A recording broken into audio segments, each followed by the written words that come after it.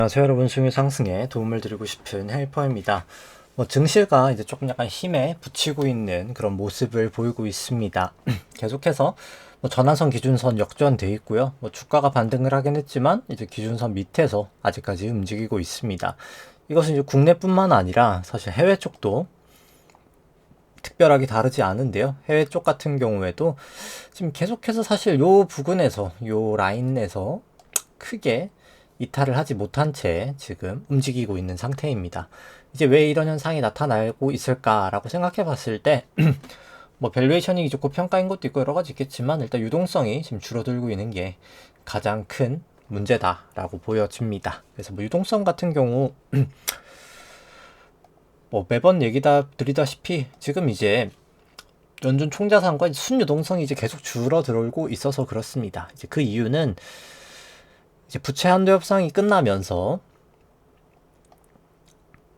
부채를 원래 못 찍고 있었죠. 이제 미국이 이제 국채를 못 찍고 있었는데 이제 그게 지금 다시 찍으면서 지금 이제 미국 TGA라는 이 정부 현금이 계속 증가되고 있단 말이죠. 3천억 달러부터 해서 이게 증가되다 보니까 이제 역으로 이제 지준이 떨어지는 그런 현상이 나타나고 있고, 근데 이제 그거를 이때까지 좀 받쳐줬던 거는 이 RRP라는 계정이 있었는데, 그 RRP도 사실 이제 거의 다 소진이 되었기 때문에 RRP 조금 늘긴 했습니다만 이번 주는 이제 그래도 거의 소진이 됐기 때문에 이게 지금 받쳐주지 못하고 있는 그런 현상이다. 그래서 순동성이 계속 한 150억 달러 이번 주도 그렇고 계속 조금 보시면은 감소를 하고 있는, 순유동성 추이로 보면은 이제 감소를 하고 있는 모습을 보이고 있죠. 요때부터 해서 한 7월 30일 이 정도부터 7월 30일이 한 요 정도긴 하거든요. 요때부터 사실 유동성이 감소가 되면서 이제 크게 지금 올라가고 있지 못한 현상이 나타나고 있습니다. 그래서 이게 그냥 단기적인 현상이 아니지 않을까라고 일단 보고 있고, 일단 전반적으로 한번 데이터들 한번 보도록 하죠. 그래서 지수 쪽 밸류에이션 보면은 이제 코스피 일드갭 여전히 계속해서 고평가입니다. 증시가 많이 반등하기도 했고, 또 이제 금리가 계속 반등하고 있기 때문에 이제 그 영향을 계속 받고 있고요. 그 다음에 이제 페드 모델로 봐도 더 이건 고평가 영역이다라고 볼 수 있겠고, 코스피 이제 긴 시계열을 페드 모델이나 일드갭으로 보나 둘 다 고평가다라고 볼 수 있고, 코스닥도 특별히 다르진 않다. 이제 사실 계속 밸류 부담이 지금 있다. 국내 증시는 그렇게 볼 수 있겠습니다. 그럼 이제 미국은 다르냐라고 했을 때 미국도 마찬가지입니다. 근데 물론 이제 미국이 일드갭으로 봤을 때 조금 나아 보이긴 합니다. 근데 이제 사실 또 페드 모델로 봤을 때 이제 금리가 조금 더 민감하게 움직이는, 더 이제 사실 비슷하게 가거든요. 근데 그걸로 봤을 땐 두 나라가 그냥 비슷비슷하다라고 볼 수 있겠습니다. 밸류에이션은 크게 다르진 않다라고 볼 수 있겠고요. 그 다음에 이제 BEI, 이제 미국 쪽 기대 인플레이션 살펴보면은 크게 움직이진 않았고, 대신 좀 실질 금리가 최근 좀 반등을 하면서 미국 국채 금리 이제 반등을 좀 이끌고 있습니다. 그 다음에 이제 기대 인플레이션, 이제 우리나라는 그냥 크게 움직이지 않는데 이제 실질 금리가 이제 다시 조금 올라가면서 좀 단기 금리를 이끌고 있고요. 그리고 일단 이 부분 하고 이제 재정 쪽 얘기를 한번 해보죠. 이제 사실 재정이 사실 프랑스도 그렇고 영국도 그렇고 계속 이슈가 되고 있는데, ISM 제조업이 나왔는데 일단 아직까지는 50 밑에 정도가 발표가 되면서 48.7 정도 기록을 했습니다. 이제 목요일 날, 내일이죠. 내일도 저녁에 ISM 이제 서비스업 지표고, 이게 아마 거기서 물가 지표가 조금 중요할 것 같고, 금요일 날 또 실업률 발표가 있죠. 그래서 고용 데이터도 상당히 중요할 것 같다. 그래서 좀 빅 이벤트들이 이번 주에 조금 있고요. 글로벌 S&P를 이제 글로벌 GDP로 나눈 수치는 여전히 매우 높은 수치를 기록하고 있다라고 볼 수 있겠습니다. 국내 쪽 크레딧 같은 경우에는 여전체는 다시 조금 강세였다가 약간 약세긴 하지만 여전히 사실 강세 쪽에 속한다 볼 수 있겠고요. 크레딧 스프레드도 상당폭 지금 감소되어 있는 그런 상황이다라고 볼 수 있겠습니다. 그 다음에 이제 수급 쪽 보기 전에 상대 강도 먼저 보면은, 상대 강도 확실히 좀 미국 쪽보다는 코스피 200이 더 강세였고 코스닥은 확실히 약세였다는 걸 좀 보실 수 있겠고요. 코인 중에는 이제 리플이 제일 나았고, 최근에는 이제 이더리움도 나쁘지 않았다, 좋았다라고 볼 수 있겠습니다. 그래서 증권 쪽은 확실히 이제 조금 약세로 돌아서고 있고요. 전주나 이제 전월 대비해서 기계 같은 경우도 뭐 더 강해지지 못한다면 좋아 보이진 않는 거죠. 지금 상황이. 그나마 이제 운수장부 쪽이 조금 지금 괜찮은 모습이고요. 그래서 뭐 추세를 다 요건 뭐 참고 삼아 보시면 될 것 같고, 결국에 이제 상대 강도가 너무 높거나 너무 낮을 때는 이제 낮을 때는 오히려 매수를 해야 되고, 너무 높을 때는 이제 좀 매도를 해야 되는 그런 타이밍이다라고 보시면 되겠습니다. 그래서 뭐 이렇게 레인지를 계속 벗어나진 않는 모습을 보실 수가 있겠죠. 이제 뭐 그렇게 보시면 될 것 같고, 그 다음에 이제 수급 쪽 살펴보면은 이제 S&P 상업용 순 포지션 같은 경우에는 소폭 롱 포지션이 좀 증가가 됐고요. 나스닥 같은 경우에는 소폭 좀 숏 포지션이 조금 증가가 됐습니다. 그래서 뭐 삼성전자 같은 경우에는 이제 사실 금리도 반등을 하면서 기대 수익률 같은 경우는 상당히 좀 고평가 영역으로 오히려 왔다라고 보실 수가 있겠습니다. 코스피 수급 차트 같은 경우에는 최근 들어서는 외국인 조금 현물은 매수를 했고요. 뭐 선물은 크게 움직임은 없었습니다. 그래서 뭐 특별하게는 뭐 움직임이 없었다라고 코스피 조금 볼 수 있겠고요. 뭐 코스닥 같은 경우에도 뭐 특별하게 움직임은 없고 외국인이 조금 소폭 선물 정도 매수한 정도? 근데 이제 긴 시결로 봤을 때는 뭐 확실히 수급은 좋아 보이지 않는다라고 볼 수 있겠고, 신용잔고 같은 경우에는 소폭 조금 증가가 되면서 한 22.3조 정도 가량 좀 모습을 나타내고 있다. 신용잔고는 이제 그렇게 볼 수 있겠습니다. 뭐 그 다음에 이제 아까 뭐 재정 쪽 얘기를 계속 드렸지만 이제 재정이 사실 계속 위기입니다. 이게 지금 정부 부채가 이미 다 찬 상황이고, 그 상황에서 이제 미국 같은 경우에도 결국 장기 국채를 이제 계속 찍어야 된단 말이죠. 이제 지금 발행 기준으로 아직 3분기 3천억 달러 아직 발행이 덜 됐고, 수요예측 기준이 아니라 이제 발행 기준으로 했을 때 4분기도 4,470억 달러, 뭐 어마어마한 수치거든요. 이제 그래서 요 부고를 어떻게 찍느냐가 문제인데, 이제 결국 프랑스도 그렇고, 그러니까 정부 부채를 없앨 수 있는 방법은 뭘까요? 이제 뭐 이런 거죠. 뭐 예를 들어서 뭐 제가 한 천억이 있다고 생각해보죠. 근데 제가 천억이 있는데 뭐 투자는 전혀 못하는 사람이라고 생각합시다. 그래서 제가 그냥 뭐 예금이랑 뭐 그냥 월세 주는 그 정도라고 생각해보죠. 그래서 부동산은 뭐 특별히 올라가지는 못한다. 한 2%, 3% 올라간다고 생각해보죠. 그래서 월세 뭐 한 4%, 5% 받고 해서 이런다고 생각해보죠. 근데 예금하고 섞어서 평균 수익률이 한 6% 나는 사람이라고 생각해봅시다. 뭐 잘 나는 편이죠. 이 정도면. 자산이 올라가는 속도까지 감안을 했을 때, 아주 긍정적으로 봤을 때. 근데 미국이 지금 이제 8%씩 재정 적자가 나고 있는 거예요. 하면 60억씩 세금 없다 치고 돈이 들어오겠지만 80억씩 빚이 나면 언젠간 파산을 할 수밖에 없는 상황이겠죠. 근데 이게 지금 사실 성장률은 6%도 아니고 한 2, 3이란 말이죠. 실질 성장률 같은 경우에.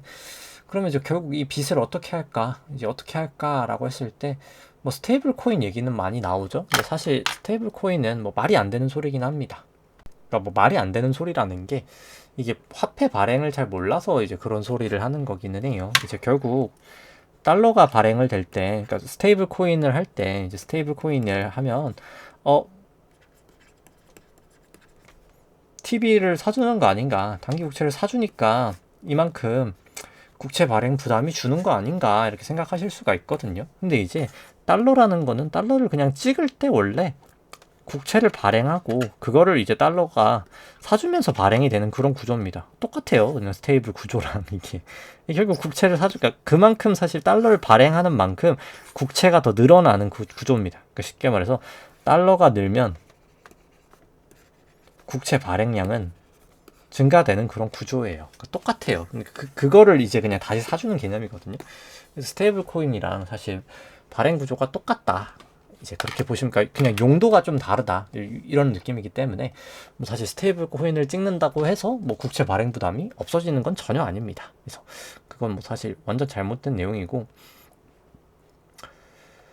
결국 해소되는 방법은 뭐 딱 그겁니다. 지금 프랑스가 시도하고 있지만 실제로 현실화될 수가 없는 비용을 줄이는 거. 결국 재정 적자를 그냥 줄이자. 근데 사실 현실적으로 불가능해요. 이제 복지란 후퇴가 없기 때문에. 뭐 그런 거죠. 뭐 월급 삭감하고 뭐 그냥 뭐 예를 들어 공무원 다 자르고 뭐 그냥 뭐 아스팔트 이런 거 그냥 안 바꾸고 그냥 계속 뭐 부서지고 해도 그냥 냅두자. 그냥 뭐 공황도 허술하게 돼도 그냥 냅두자. 이렇게 되는 게 불가능하거든요, 현실적으로. 여기 불가능하단 말이죠. 역사적으로 한 번도 이렇게 된 적은 없습니다. 성공한 적이 없어요. 두 번째 유일한 방법은 결국 그냥 인플레이션을 만들어서 그냥 빚을 청산시키는 겁니다. 왜냐면 빚은 고정이잖아요. 명목이고 고정입니다. 근데 이제 GDP는 사실 명목이잖아요. 그러니까 보통 말하는 GDP 성장률은 실질이지만 GDP는 물가 올라가면 올라가잖아요. 근데 빚이 물가 올라간다고 해서 빚이 물가 연동은 아니잖아요. 그러니까 얘는 이제 고정값인데 인플레이션 올라가면 GDP는 올라가기 때문에 결국 삭감이거든요. 그래서 지금 트럼프도 저는 개인적으로 인플레이션을 만들고 싶어 한다고 봅니다. 뭐 관세 인플레이션 뭐 일시적이다. 근데 일시적이어도 뭐 어떻습니까? 15% 만약에 물건 가격 올라가면 결국은 물건 가격 올라가겠죠. 그만큼 사실 15%만큼 빚이 사라지는 효과가 나타납니다. 근데 그래서 결국 지금도 미국이 SLR을 풀기로 하죠. 12월부터. 뭐 어떻게 될까요? 물가가 튀게 될 겁니다. 이제 QE 때 잠겨있던 돈들이 풀려 나가게 될 거예요. SLR 풀면서. 그러면 이제 인플레이션이 날 거고. 근데 이제 그 부분 때문에 사실 중국도 지금 돈을 많이 풀면서 이제 주가가 올라가고 있는데, 이제 그게 올라가다가 결국 금리가 임계점을 치게 되면 이제 또 자산 가격이 망가지게 될 겁니다. 그래서 지금은 잠깐 물가가 올라가는 걸 즐기고 있는 시장이 타이밍인데, 이제 주식 시장 기준으로 이게 결국 금리가 감당할 수 없는 수준까지 가면 이제 그때 아마 크라이시스가 나긴 할 겁니다. 그래서 그 부분을 계속 좀 조심할 필요는 있다. 뭐 이렇게 보시면 될 것 같죠. 그래서 이제 RRP 같은 경우에 좀 증가가 되긴 했지만 이제 779억 달러 정도 되면서 지금 유지가 되고 있다라고 보시면 되고, 국채 발행 부담이 계속 있어서 사실 재정을 결국은 인플레이션으로 이제 컨트롤을 하려고 한다. 이제 그게 지금 사실 미국 정부의 가닥입니다. 이제. 그래서 보면 뭐 자꾸 금리 인하를 하려는 거나 관세를 하려는 거나 모든 정책들이 사실 다 물가를 올리는 정책이죠. 기본적으로. 그 다음에 뭐 쭉쭉 보시면 되고, 이제 순유동성은 계속 줄어든다라고 얘기를 드렸습니다. 이제 QT가 진행되면서, 그리고 이제 TGA가 증가가 되면서 순유동성은 좀 감소가 되고 있다라고 보시면 될 것 같고요. SLR이 풀리면서 결국 예대율도 증가가 될 수밖에 없다라고 보시면 됩니다. 이제 코로나 때 예대율이 풀렸던 게 이렇게 10% 올라갔듯이 이번 SLR도 풀면서, 그러니까 그때도 SLR을 푼 거죠. 똑같이 이제 올라가게 될 겁니다. 이제 그렇게 되면 물가가 또 다시 튈 수밖에 없겠죠. 이제 그런 상황이 될 거고요. 뭐 쭉쭉쭉쭉 다 내려가 보죠. 이제 쭉 다 내려가서 뭐 이제 목요일 날 이제 ISM 서비스업 물가가 어떻게 나올지 한번 또 지켜봐야 될 거고, 약간 CPI보다 선행하는 지표이기 때문에 이미 그러니까 반등하고 있습니다. CPI가 올라갈 거예요. 계속 관세를 하는데 물가가 안 올라간다는 것 자체가 뭐 사실 넌센스긴 합니다. 그래서 물가는 올라갈 거고, 근데 사실 더 무서운 건 이제 서비스 물가가 올라가고 있다라는 게 무서운 점이겠죠. 지금 상황에서. 그 다음에 뭐 상대 강도 뭐 계속 높은 수준이고요. 이제 나스닥이 이제 S&P보다는 상대적으로 강세였다라고도 계속 볼 수 있겠고요. 뭐 마진 부채 같은 경우는 뭐 GDP 대비해서는 아직 고점을 치지는 못했다. 이제 뭐 그렇게 볼 수 있을 것 같고요. 이제 SFR에서 EFFR 뺀 거는 계속 좀 플러스 구간이면서 이게 사실 시장에 계속 좋지 못한 영향을 지금 주고 있다. 뭐 이렇게 보실 수 있겠습니다. 그러니까 결국 유동성이 계속 감소해서 역전이 되지 말아야 될 금리가 사실 계속 역전이 되고 있다. 뭐 이렇게 생각을 하시면 될 것 같고요. 뭐 원자재부터 이제 간단하게 보면은 결국 금이 지금 추세로는 일단 계속 롱이긴 합니다. 그래서 WTI는 계속 숏 추세긴 하고요. 그래서 전반적으로 금은 롱, WTI는 숏이다. 뭐 이렇게 보실 수 있겠고, 그냥 일봉 추세로 살펴보면은 이제 금은 롱이고 WTI는 숏인데 숏이 조금 약화된 이제 그 정도 수준이다라고 볼 수 있겠습니다.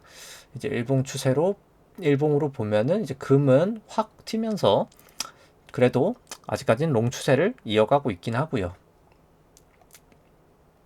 그래서 뭐 여기까지는 갈 수는 있겠습니다, 사실.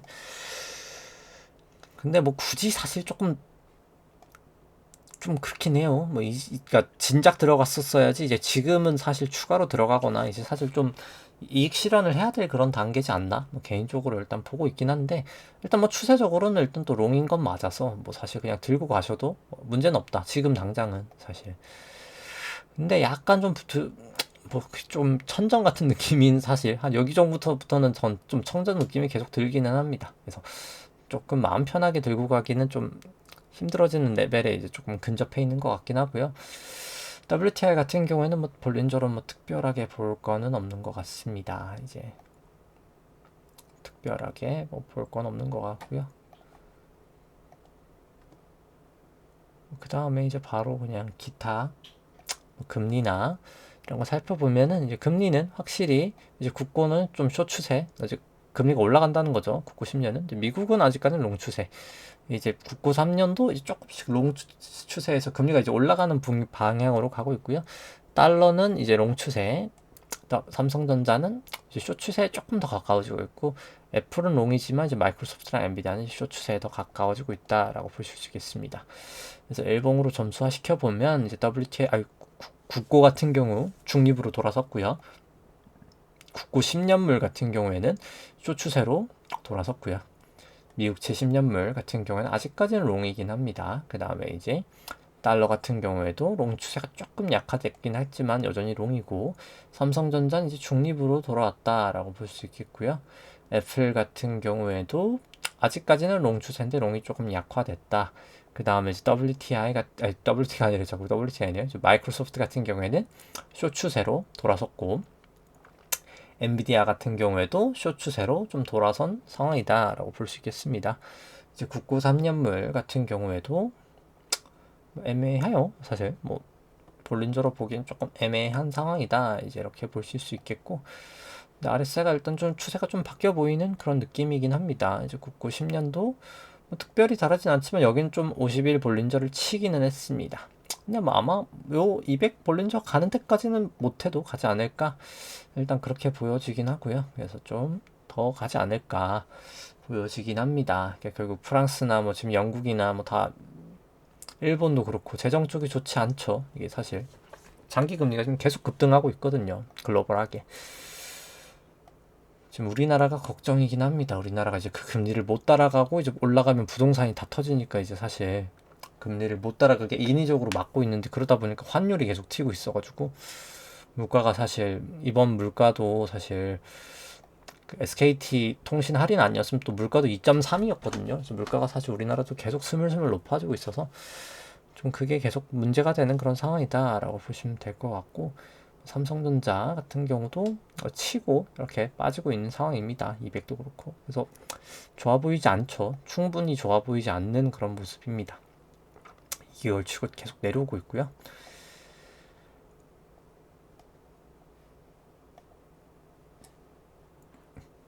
애플 같은 경우도 뭐 특별히 다르진 않는데 일단 여기도 50 볼린저는 좀 쳐있긴 합니다. 그래서 좀 조심할 필요가 있을 것 같고요. 이격도 그렇고 뭐 ATR도 그렇고 상당히 낮아져 있는 상황이기 때문에 좀 조심할 필요가 있어 보이는 레벨이다 라고 볼 수 있겠습니다. 그냥 이제 S&P랑 상대 강도는 100 정도로 이제 사실 키 맞추기는 됐다라고 볼 수 있겠죠. 남들 빠질 때 조금 올라가긴 해서. 그 다음에 이제 마이크로소프트 같은 경우도 내려가고 있는 추세인 거죠. 지금 계속 내려가고 있는 추세인 거고, 이격도도 조정이 되고 있다라고 보실 수 있겠습니다. ATR도 근데 이제 아직까지는 많이 오히려 떨어져서 이건 조금 더 조심해야 될 상황이 된 게 아닌가라고 생각하고요. 여기도 이제 100 정도로 다시 키 맞추기가 됐다. 그리고 이제 OBB도 마이너스로 나고 있다. 이렇게 보시면 될 것 같고, 엔비디아 같은 경우에도 치고 내려오고 있기 때문에 좋아 보이진 않는다. 계속 사실 그렇게 보여주고, 뭐 이격도도 둘 다 내려오고 있는 추세고요. OBB도 역전되어 있고, 뭐 전반적으로 긍정적으로 보이는 거는 사실 없다라고 보여집니다. 그 다음에 이제 코인 쪽 살펴보면 비트코인 이제 쇼 추세고요. 이제 리플도 쇼 추세, 이더리움은 이제 쇼 추세로 가고 있는 중, 완벽하진 않지만 이제 그래서 일단 롱 추세는 다 꺼졌습니다. 이제 쇼 추세가 아직까지 이더리움만 완벽하진 않다라고 볼 수 있겠고요. 추세가 이더리움이 제일 좋았었죠. 이제 그래서 그런 거고, 비트코인이 이제 롱 추세, 쇼 추세 한 80 수준이고 88. 이더리움은 이제 중립으로 돌아왔고, 그 다음에 이제 리플 같은 경우에도 쇼 추세로 돌아왔다라고 볼 수 있겠습니다. 이제 비트코인 일본 같은 경우 넘어갔다가 이제 내려오고 있으니까 이제 조정을 보이고 있는 그런 단계다라고 볼 수 있겠습니다. 나머지는 그냥 참고 삼아 보시면 될 것 같고, 여기도 이제 OBB는 마이너스로 좀 돌아서 있는 모습이고요. 이제 이더리움 같은 경우에도 똑같죠. 뭐 그냥 넘어갔다가 내려오고 벌어지고 그래서 조정을 보이고 있는 그런 단계다라고 보실 수 있겠습니다. 그래서 특별히 이제 RSI도 70 밑에서 내려오고, 그러니까 70을 넘었다가 내려오고 있는 그런 모양새다라고 볼 수 있겠고요. 리플도 특별하게 다르진 않죠. 또 모였다가 내려오고 있는 그런 상태다라고 보실 수 있겠습니다. 특별히 뭐 여기도 볼 거는 없는 것 같고요. 지수들 그래서 살펴보면은 일단 롱 추세가 나스닥이 이제 끝이 났습니다. S&P만 아직은 남아있지만, 그 다음에 이제 일본 기준으로는 이제 코스피랑 코스닥은 이제 쇼 추세로 오히려 돌아왔다. 그래서 S&P 빼고는 롱 추세는 없고, 이제 코스피랑 코스닥은 쇼 추세고, 나스닥이랑 S&P는 그냥 숏으로는 중립이다. 뭐 이렇게 보실 수 있겠죠. 그래서 이제 일본 기준으로 살펴보면 나스닥은 이제 중립으로 돌아왔고요. S&P만 여전히 아직까지는 롱이고, 근데 롱이 조금 약화가 됐고, 코스피 200은 이제 쇼 추세로 돌아섰고, 코스닥도 쇼 추세로 돌아섰다라고 볼 수 있겠습니다. 뭐 빅스는 설명은 뭐 생략하도록 하고요.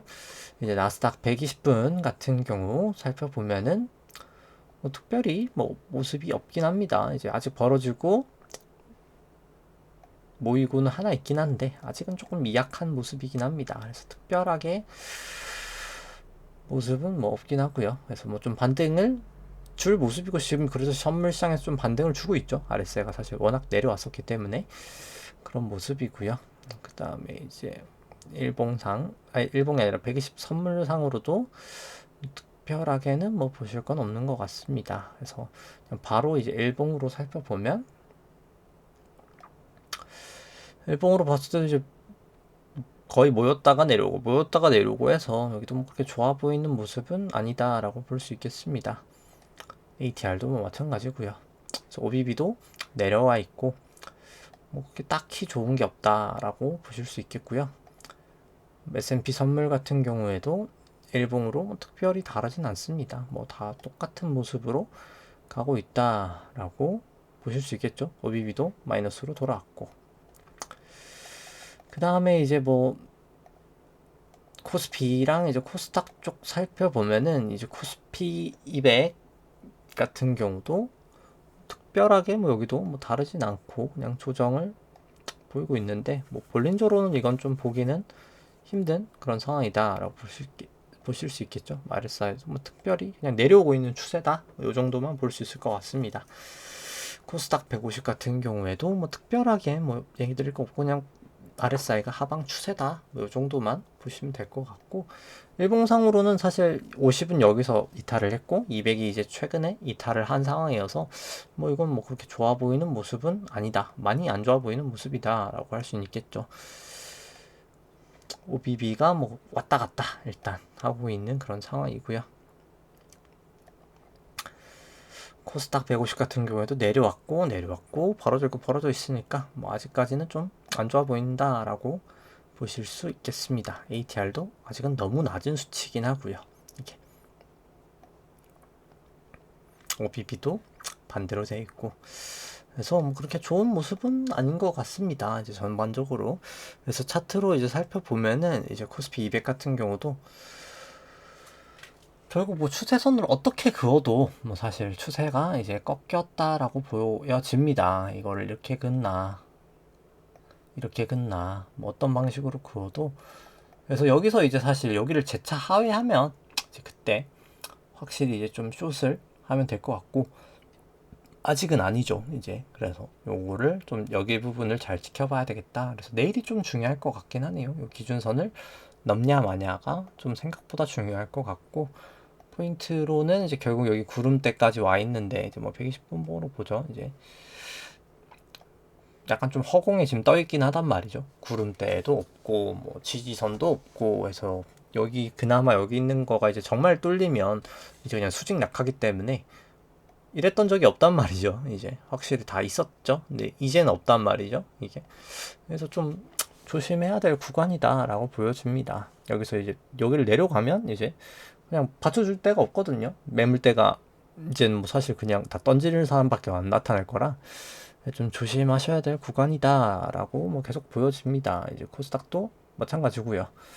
그래서 코스닥도 일단 전환선 기준 역전됐고 기준선 미치기 때문에 후행 스팬도 역전됐고 딱히 좋을 건 없는 모습이다라고 보여주고, S&P 같은 경우도 뭐 마찬가지입니다. 여기는 그나마 이제 전환선 위고 기준선도 위고 뭐 다 호전돼 있어서 뭐 국내보다는 훨씬 더 양호한 모습이긴 합니다.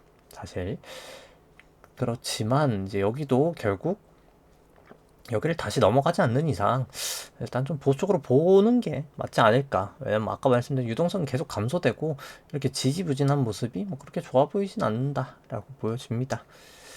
뭐 나스닥 같은 경우에는 오히려 사실 이게 삼산으로 보여지긴 해요. 솔직히 이걸 이렇게 삼산으로 보여지긴 해서 지금 이렇게 될 가능성이, 이게 여기를 다시 넘지 않는 이상 충분히 가능성이 있지 않나 라고 보고 있습니다. 그래서 좀 이번 주 이제 실업률이든 뭐 ISM 제조업 서비스든 ISM 서비스든 뭐가 하나 좀 문제를 일으키지 않을까? 일단 뭐 조금 그렇게 보고 있고요. 뭐 다우 같은 경우에도 뭐 아직까지는 추세는 이상은 없습니다. 그러니까 미국 쪽은 아직 추세는 이상은 없어요. 이제 국내가 사실 추세는 이상이 있는 거고요.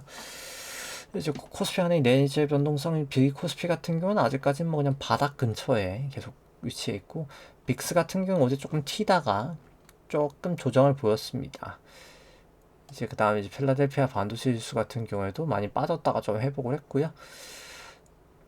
일단 뭐 여기도 근데 저 기준선 미치긴 하니까 뭐 조금 조심해서 봐야 되는 이제 그 정도 따라 보여주고, 니케이도 여기 기준선에서 지지가 되냐 마냐의 문제입니다. 뭐 유로 같은 경우도 살펴보면 유로도 구름대에서 지금 막혀 있고, 반등을 할지언정 과연 다시 여기를 돌파할지에 대해서는 좀 약간 아직 물음표긴 하고요. 항생도 그렇고 상해종합도 그렇고 중국 쪽에 이제 유동성을 많이 푸니까 올라가지만 이게 결국은 좋은 게 아니죠. 이제 사실 주식은 올랐죠. 좀 사실 통화 가치가 좀 계속 떨어지고 있는 그런 상황이다라고 보시면 될 것 같고, 달러 인덱스도 이제 여기가 과연 위로냐 밑으로냐의 조금 갈림길에 와 있다라고 보여집니다. 달러 원 같은 경우에도 계속 지지를 받으면서 일단 기준선에서 지지를 받고 있고, 위안 같은 경우에는 일단 요 구름을 돌파가 되냐 마냐를 좀 지켜봐야 될 것 같습니다. WTI도 이제 계속 요 기준선 밑에 놀고 있어서 기준선을 이제 돌파할 수 있냐, 이제 그게 주요 문제고, 이제 금 같은 경우에는 확실히 이제 돌파를 하긴 했습니다만 이게 확실히 돌파는 했지만 너무 과열이긴 해서 사실. 근데 뭐 금 같은 경우에는 뭐 아주 길게는 더 갈 거라고는 보긴 합니다. 이제 근데 다만 이제 뭐 조금 이렇게 과열일 때는 뭐 좀 이익 실현을 해도 되지 않나 싶긴 한데, 이게 추세 매매를 하면 사실 뭐 납도도 되고 이게 좀 애매한 문제긴 하죠. 이럴 때는 이제 국고 10년물 같은 경우에는 이제 고점을 갱신을 한 거죠. 이제 고점을 갱신을 하면서 최근 기준으로 금리가 이제 확연하게 올라가고 있는 추세를 나타내고 있고요. 이제 미국채 10년물 같은 경우는 아직까지는 좀 내려오고 있는 추세여서 구름대를 일단 깨는 거를 먼저 봐야 될 것 같습니다. 국고 3년물 같은 경우에도 결국 구름대를 돌파를 하는 모습을 나타내고 있고요. 금 같은 경우에는 이제 가속 한 요 정도까지는 볼륨도 이제 상단까지는 좀 갈 수 있겠다. 이제 요 정도로 보여주고 있습니다. 그래서 삼성전자 같은 경우도 뭐 보시면은 뭐 일단 전환선 기준선 역전이 됐죠. 기준선 방향은 위긴 하지만 그래서 추세가 지금 뭐 좋아 보이진 않는 그런 추세다라고 볼 수 있겠고요. 애플 같은 경우에는 일단 여기가 지금 돌파되고 있고요, 오늘. 그래서 많이 올라가고 있긴 하고, 근데 이제 과연 여기를 넘길 수 있을까? 이게 저는 1, 2, 3, 4, 5로 보이고 이게 A, B, C로 보여서 사실 거의 고점에 지금 다 온 게 아닌가라는 개인적인 생각입니다. 엔비디아 같은 경우도 결국 기준선 방향 내려오고 있고 다 방향성이 좋아 보이진 않거든요. 그래서 좀 관망세로 보이는 게 맞지 않을까 싶고요. 뭐 테슬라는 아직 그 정도는 아니긴 하지만 괴선이 엄청 모여 있어서 좀 언제든 급변동이 날 수 있는 그런 모습이라 좀 계속 조심하실 필요가 있다. 뭐 이렇게 보여집니다.